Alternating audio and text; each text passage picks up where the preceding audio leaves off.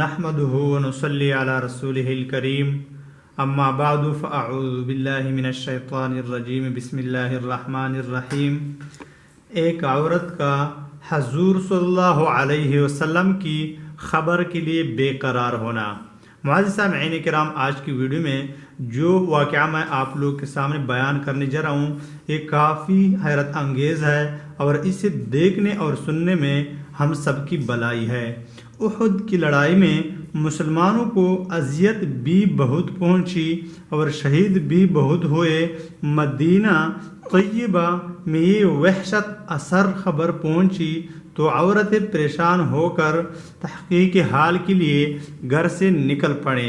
ایک انصاری عورت نے مجمع کو دیکھا تو بےتابانہ پوچھا کہ حضور صلی اللہ علیہ وسلم کیسے ہے؟ اس مجمع میں سے کسی نے کہا کہ تمہارے والد کا انتقال ہو گیا۔ انہوں نے انا للہ و انا الیہ راجعون پڑھی اور پھر بے قراری سے حضور صلی اللہ علیہ وسلم کی خیریت دریافت کی۔ اتنے میں کسی نے خاوند کے انتقال کی خبر سنائی اور کسی نے بیٹے کی اور کسی نے بھائی کی کہ یہ سب ہی شہید ہو گئے تھے، مگر انہوں نے پوچھا کہ حضور صلی اللہ علیہ وسلم کیسے ہے؟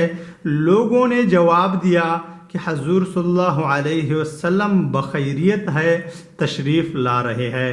اس سے اطمینان نہ ہوا، کہنے لگی کہ مجھے بتا دو کہاں ہے؟ لوگوں نے اشارہ کر کے بتایا کہ اس مجمع میں ہے۔